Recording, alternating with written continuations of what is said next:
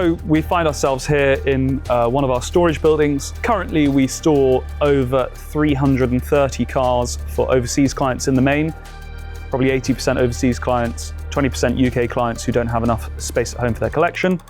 And just opposite our existing storage facilities, we are building a new building which has 4 floors, will house another 250 storage cars, as well as a dedicated workshop and entertainment space.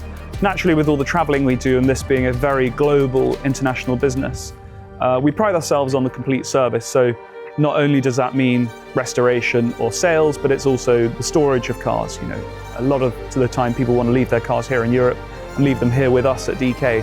So that's why we have to have such expansive facilities. And as we travel the world more, not only with the events that we go to, but with the racing that we're doing all over the world, we've forged new contacts, new relationships. And as a result of that, I can see the influx of over sort of 20 or 30 cars having come to us in the last year alone, that we're now looking after new clients as a result of all of the racing and the introductions that we've made over the last 2 seasons. This year's going to be a really special year for McLaren at Le Mans. It's 30 years since 1995, when the McLaren F1 went as a lightly modified road car and won overall, first time out. Especially for us in the 59 car, that car had the number 59.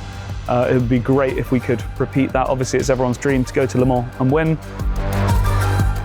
It feels like we're almost at the halfway point. Of course, halfway through Le Mans, we will be at the halfway point. We started off super strong, you know, with a front row lockout at round 1 at Qatar. We finished P2 with the 59 car. Unfortunately, due to some bad luck, some strategy decisions, some technical issues, at the last 2 rounds we've failed to score points, although we've been, certainly at Spa, we were absolutely in the mix and deserved so much more.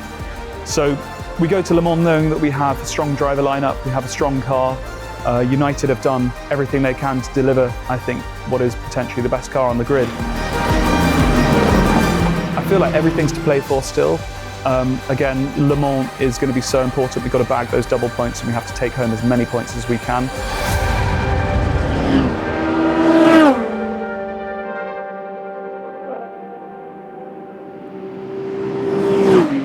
Le Mans is tough. You know, any 24-hour race is difficult.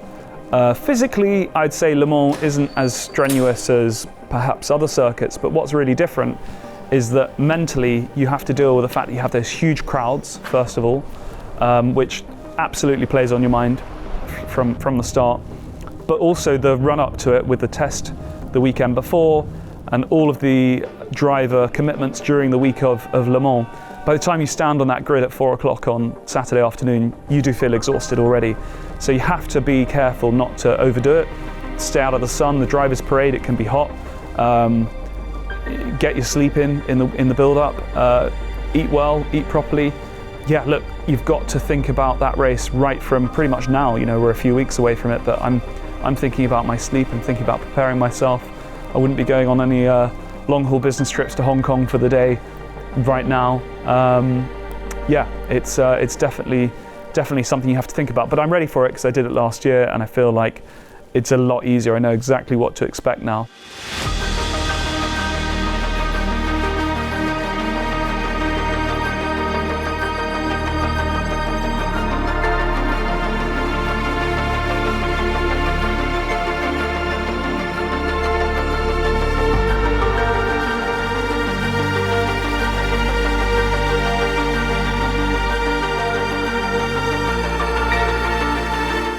I have a good memories in Le Mans, and this is the home race for me because it's the French country, and I like because you have a lot of fun. For me, this is the most important race of the season. This is normal. It's the 24 hours, and it's the dream.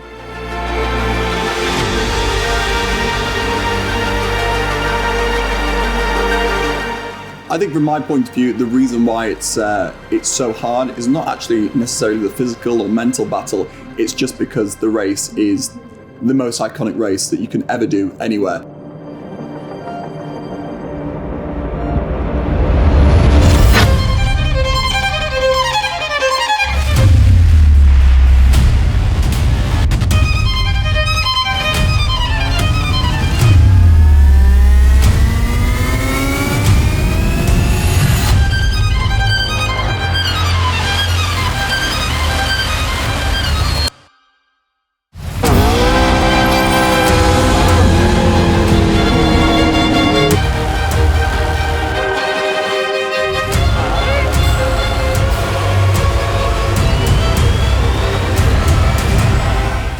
Pesage is a great moment because this is the first day at Le Mans with all of the team.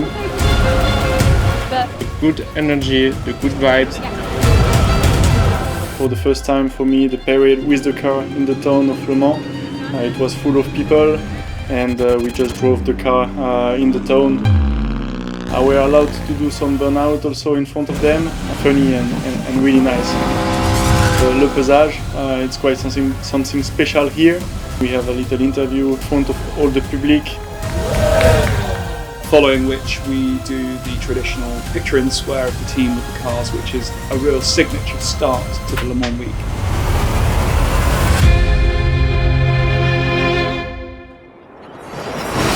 Was check, Andy? Copy that, radio check okay, currently no 40. 5, 4, 3, 2, 1, change.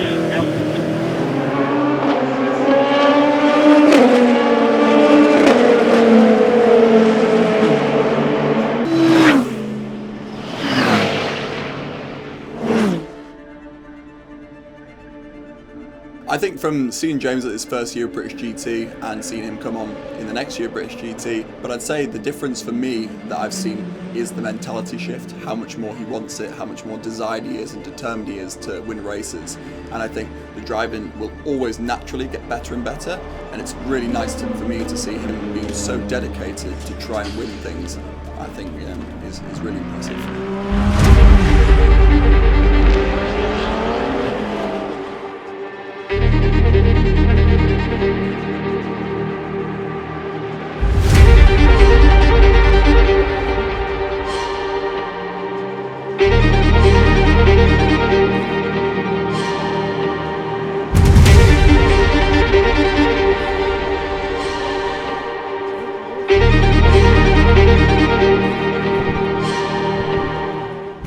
In the first practice, we have a lot of fun. This is my first practice with the McLaren at the Le Mans circuit.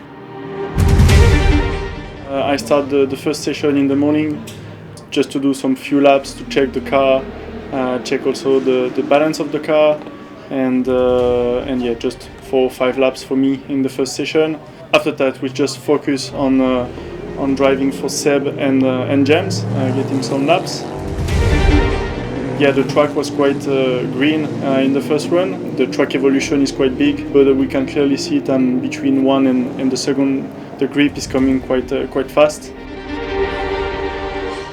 So far, we've had really good testing. I think we've got good pace. We're not at the front of the field. Some guys that are really up the road, and I think so far it looks like we've got, as I said, good pace. Very comfortable in the car. I think the machine underneath us is a much nicer platform than last year.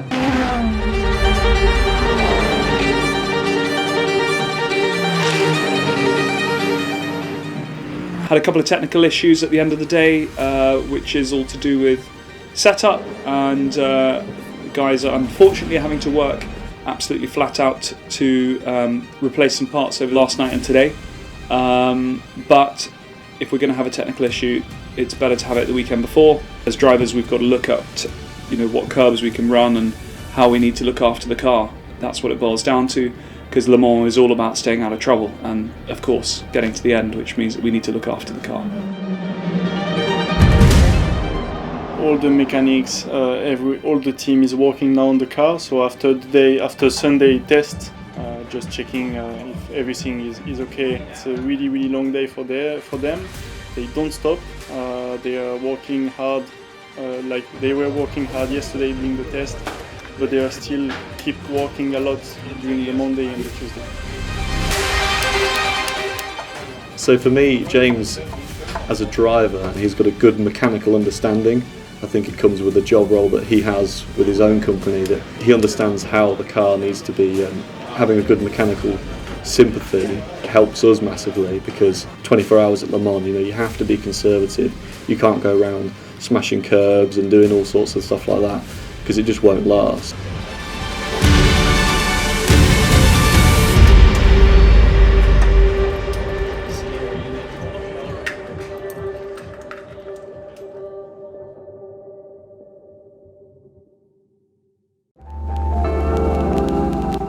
we strive to maintain is a family feel to this team, but incredibly hardworking and incredibly professional, ready to take on any opportunity, any challenge, and win in that category. And so far, so good. Hi, I'm Richard Dean. I am CEO and team principal of United Autosports. Like a lot of people in the sport, my dad was into racing. He was also a car dealer and turned into a semi-pro driver. I spent a lot of time at the tracks when I was little and pestering the life out of him to get my go-kart, and got into go-karting and started racing myself, and through the family. It has to be winning Le Mans 2006, so coming up to 20th anniversary next year, which is hard to believe, but something I'll never forget. Yeah, it's a good question because, again, this is not. I'd love to tell you we had a fantastic business plan and we knew where we were going, but this was really an idea that came out of an evening over a bottle of red wine with my good friend and now business partner, Zach Brown. Zach was living in America, moving his family to the UK for business reasons. I'd just finished a project in motorsport. I was looking to get back more into the competitive side of the sport. So we decided to buy a race truck and a GT3 car and have some fun, where we were going to drive it ourselves and have some fun while we figured out, what our day job was. And you fast forward to today, and this is very much my day jobs. I think it's a simple one. I think, quite often I look where, we're so privileged in the team to be here in the paddock, working in this paddock here at Le Mans. I mean, it goes for the same for any race we do. Next week we're at another iconic track at Watkins Glen in America, and every time I turn up at a track, I'm excited to be there, and I look across at the grandstands and I see, thousands, tens of thousands, in this case at Le Mans, hundreds of thousands of people who would love to be our side, out of the grandstand and then our side of the paddock, and it is achievable. There's it's an amazing number of people who have just pushed and contacted us with pure enthusiasm that has enabled them to get an opportunity with us, and at that point they've got to be prepared to work their way up. Certainly, on the flip side, we get a lot of people who just want to come straight in on a job, headphones on, and be chief engineer. But the guys who are successful are prepared to work their way up. I just got to, believe it is achievable. I've known about DK Engineering, decades. It's clearly the family business that was built up. Has got an amazing reputation, a global brand. We were in Qatar just recently, and we had dinner with some locals out there, and they were all excited to meet James because DK Engineering was this renowned restorer of these incredibly important historic cars, and you realise how he genuinely has built a global brand, while at the same time pursuing his dreams to be racing here and on the grid for a second time at Le Mans. You could call him an amateur driver, but his approach is very much the level of a professional driver's.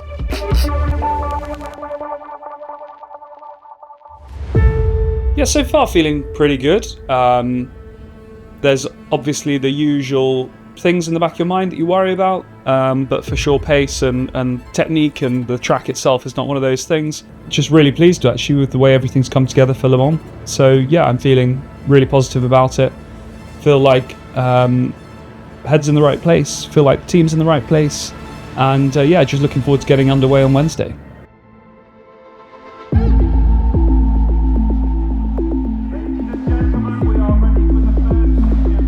Just 2 minutes more.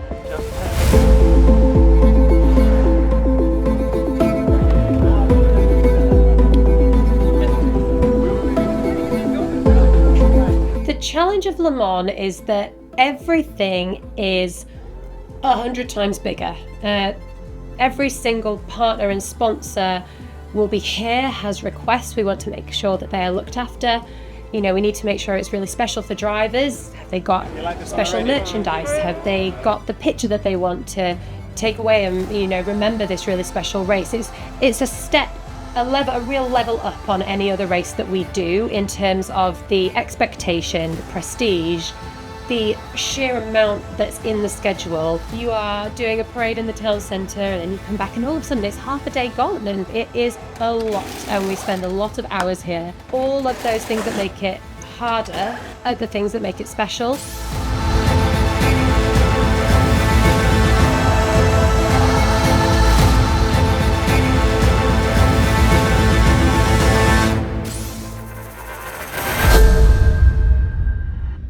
First brake marker, second, now braking.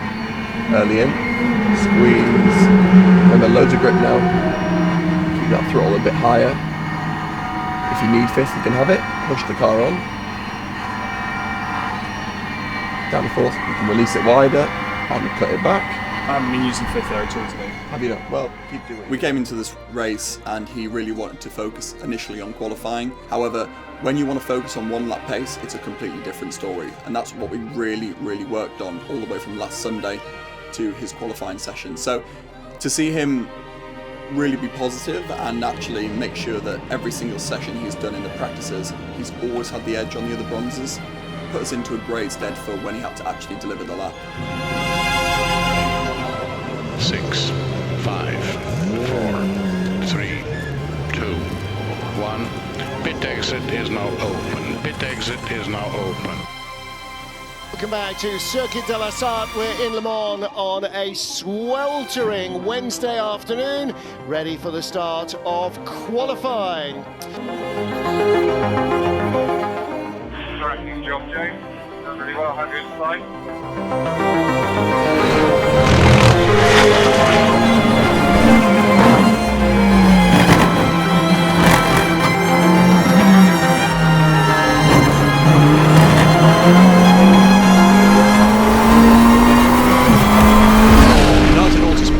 Both of their McLarens in with the 59 in 8th. And 8 different marks in the top 8 cars in LMGT3. As always, he did like a mega job putting the car on Hyperpole. And he executed extremely well on this first run, and on the second run we created a gap again, and James just got better and better. On my final lap I was purple in sector 1, but unfortunately it was red flagged again. But still we qualified 8th, which meant that we got through to Hyperpole.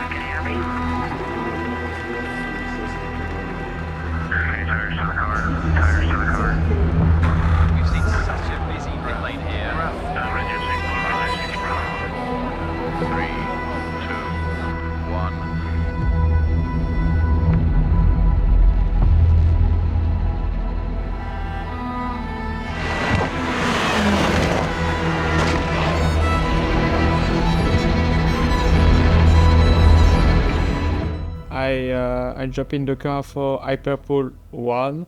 It is a little bit difficult because after my first lap we have the red flag because we have the crash on track. Francesco Castellacci. Okay. Castellacci. Red flag. Red. And to prep another lap, so the tires is a little bit used. It was really close to get in Hyperpole 2, but Seb did his best and we didn't manage to go in Hyperpole 2.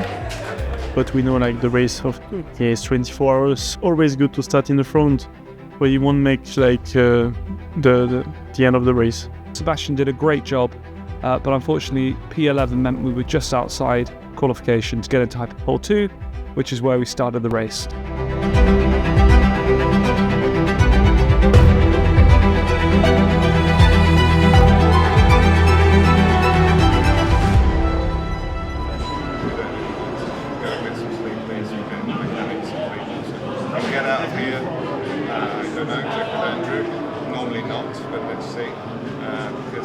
stay too late tonight, you will not get out of the circuit because there's too many fans.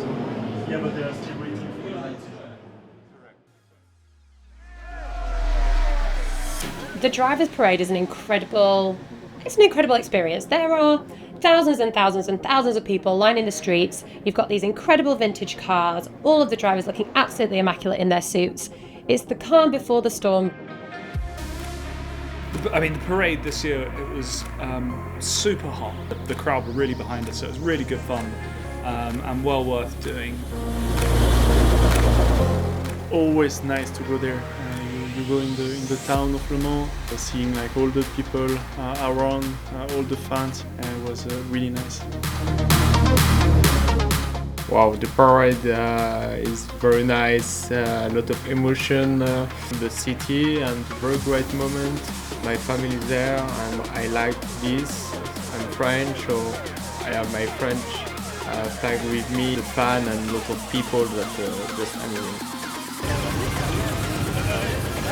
Let's go!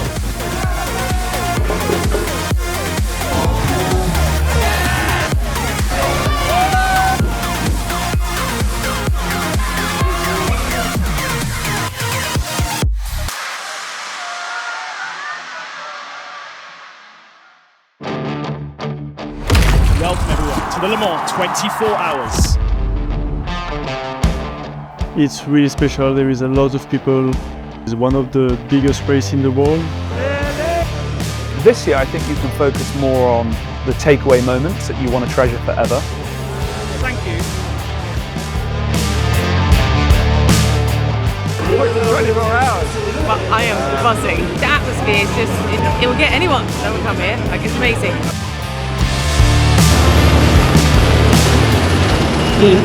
I would say I'm nervous as such. We've done what we've done now. Basically, we signed, sealed everything we can. You know, what happens is what happens. That's the race.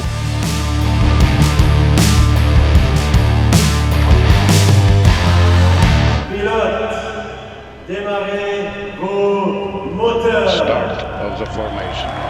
Start of the formation. This is getting serious. This is an important race. It's one of the biggest, if not the biggest, single-day event motor races in the world. And it's an honour. It's a privilege. And you never forget it. But that first time you get in the car and strap yourself in and off you go up towards the Dunlop Bridge, that's really special. There's no denying that you're always conscious of how many people are watching at every minute of the race. Long race, James. So, same thing you do as every WEC. You're taking the start. I'm very happy and I trust you. Just bring it home.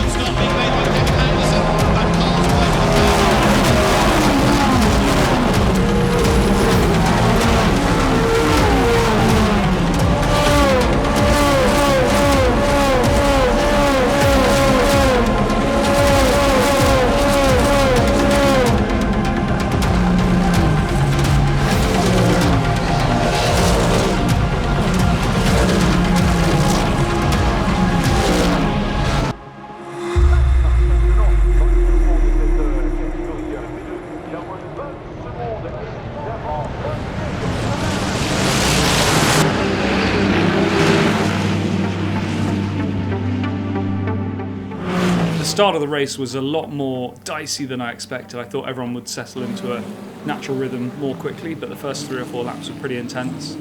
At the Dunlop chicane, I actually had a bit of contact where someone went for a real lunge, a real move from behind in one of the Porsches and actually took out a bit of the left rear quarter of the car, which was really fortunate because on the McLaren that's a really delicate part of the car in terms of bending a toe link on the rear suspension is really easy to do.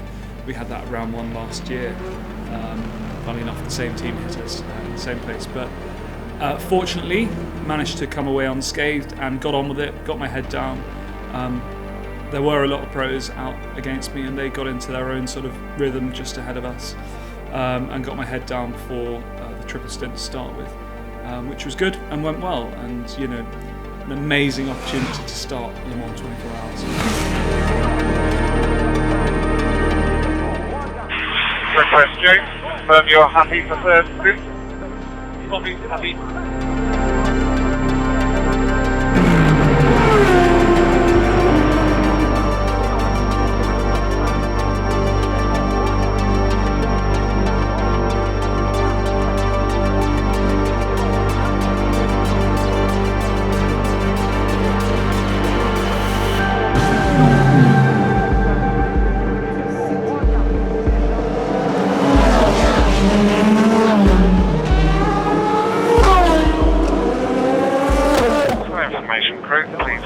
Prepare the driver, just under 2 laps to go. It will be full service, driver, fuel, tyres. Got it.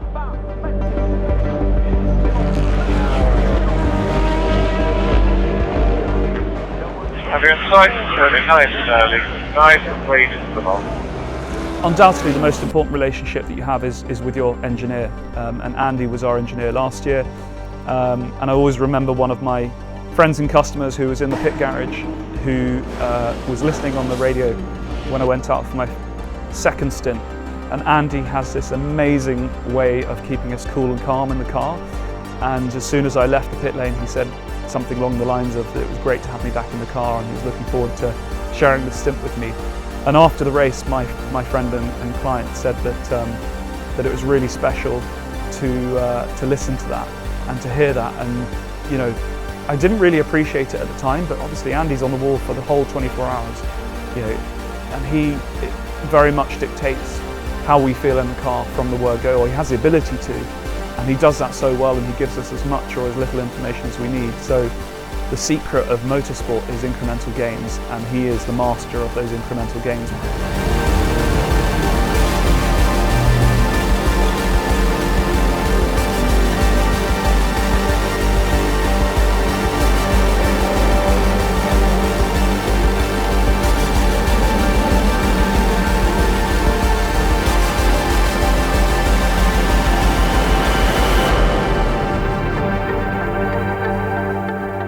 That's the first 2 hours of the race done and dusted. I did my first Le Mans start, which was pretty special. A little bit more aggressive from some of the pros than I expected, but did a triple stint of the tyres, and yeah, it's looking good. Pace was strong, so time for a little break, and then I'm getting back in the car in a minute for another triple stint, taking us into the dark.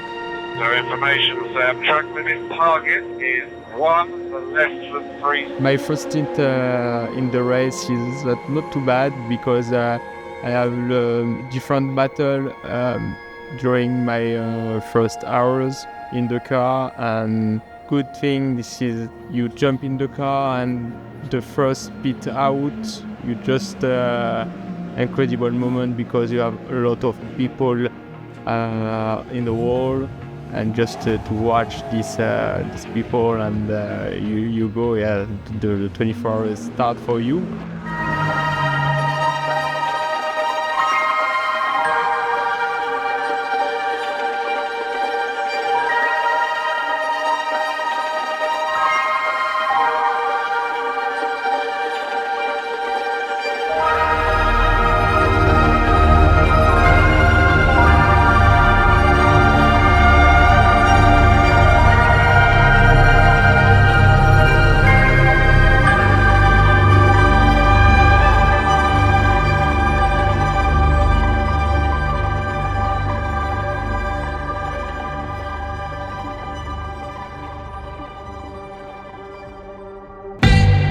It was something really, really nice to see the sunset in the car, so the fireworks. When you're driving, you're not looking at it, but it's so big that you can miss it when you're driving.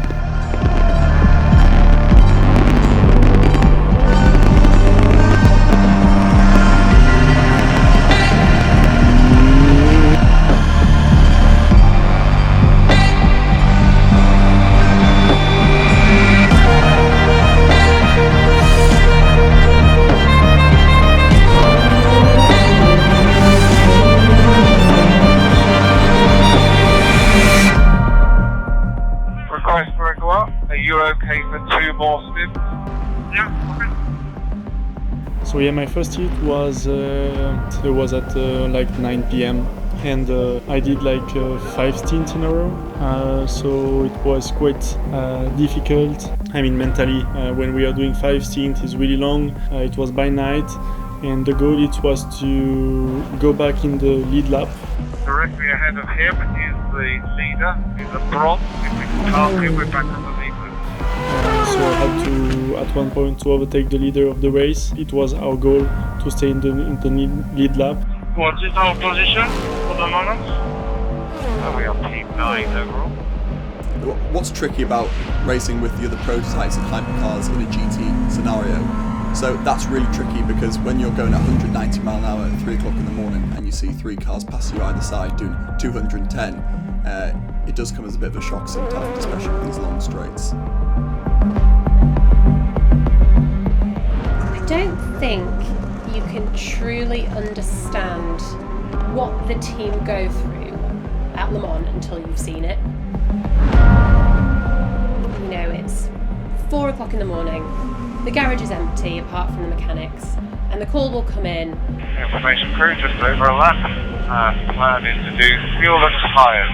And those guys will be running before their eyes are open. You know, and 30 seconds later, they are hurling around the lanes at breakneck speed, fueling, releasing the car. It's unbelievable to see.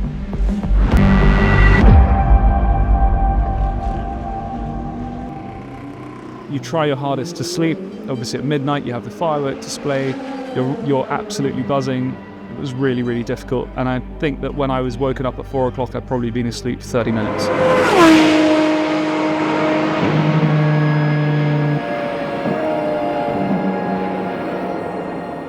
But yeah, got into the car soon after that and did a quadruple stint, I think between about 5:30 and 8:30. Watched the sunrise come up in the car. There were a couple of times where I probably thought to myself, too tired to do this now and I need to get out, but you've just got to get your head down and think you've got to drive through it and get on with it, which I did.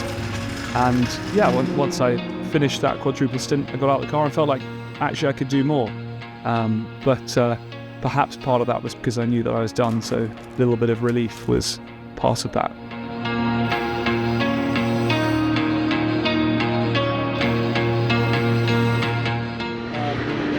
It's not the best strategy for us, but we're just trying to stay on the lead lap for as long as possible right now, because if there is a safety car now, stay on the lead lap. Regarding you need to do 4 stints at the moment. We can pick and choose how we do that.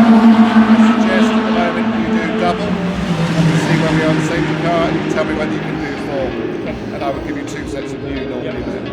We're just trying our best to... Just let me know. You know, with the pace we have versus them, we're not in contention.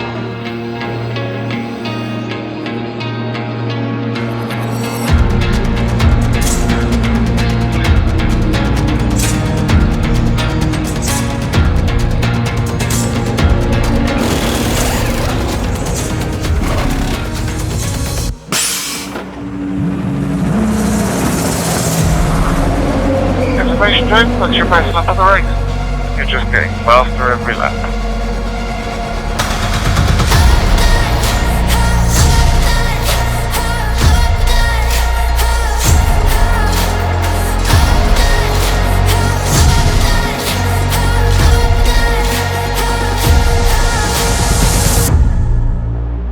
So in the morning we were like P7, so it was, I will say, quite nice because we were quite far before the night, and to come back in P7 was quite nice.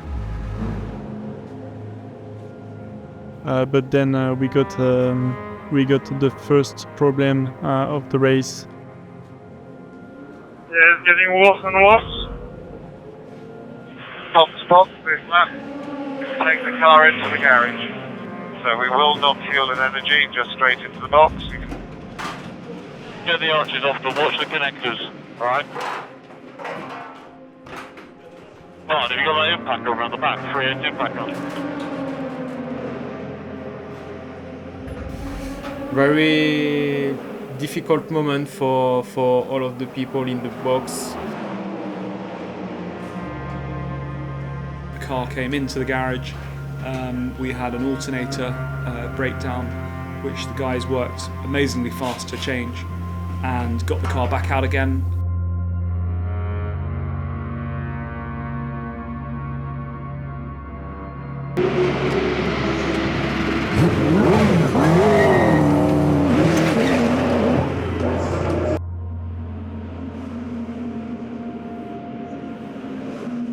So we just lost like 3 laps, I think, 2 or 3 laps.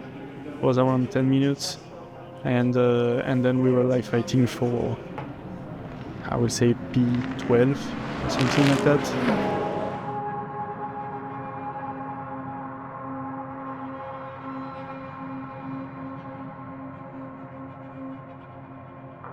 At the end, our goal was just to finish the race, and then I was in the car for the last hour.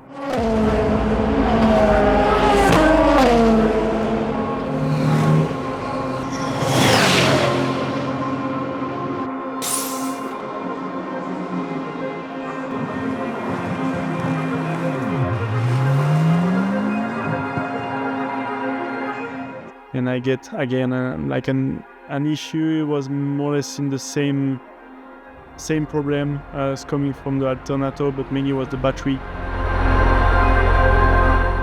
Saw our car pulled over at the side of the road, and it was 23 hours into the race.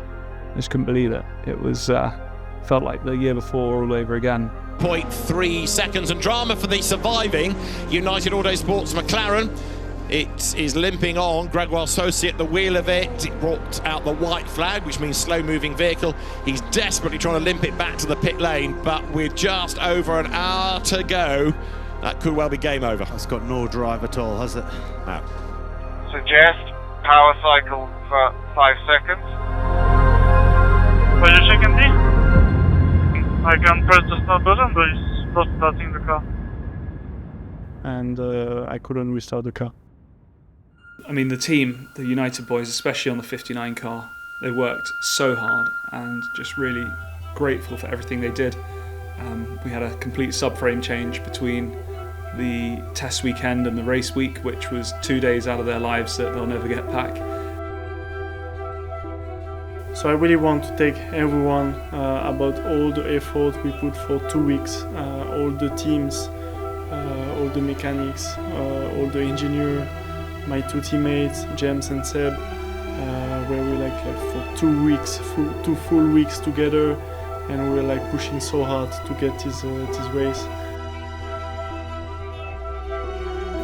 You know, you're still buzzing with the adrenaline of having done Le Mans, being there for 10 days and the whole event itself. I think it was probably 2 days later that you start to think, that was really disappointing, and how can we improve on this? And obviously I really wanted to come away with a good result, but it just leaves me thinking, probably got to have another go at some point.